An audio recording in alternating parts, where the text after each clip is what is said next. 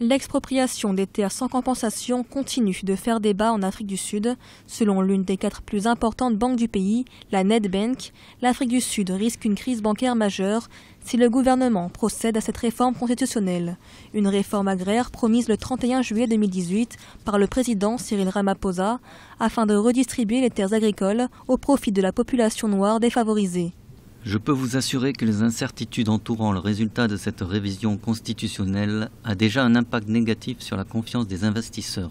La politique d'expropriation des terres sans compensation, une préoccupation pour les banques commerciales du pays, puisque celles-ci détenaient 60% des prêts accordés au secteur agricole à la fin 2016, un taux qui pourrait être déprécié dans les comptes des banques.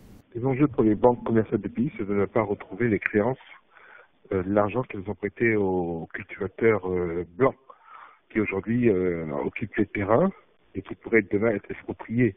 Ils ont quand même traité pour près de 2,8 milliards de dollars de prêts. Et du jour au lendemain, la banque peut se retrouver en défaut de paiement. Et au-delà de cela, il y a un problème aussi avec les investisseurs, parce qu'ils ont des inquiétudes sur la capacité des futurs propriétaires à pouvoir exploiter correctement ces terrains-là.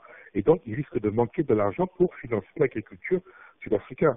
Certains observateurs craignent que la réforme constitutionnelle qui autoriserait l'expropriation sans compensation de certaines terres agricoles n'aboutisse à la situation qu'a connue le Zimbabwe avec sa réforme foncière dans les années 2000. Une réforme qui avait engendré un effondrement de la production agricole du pays, auparavant florissante.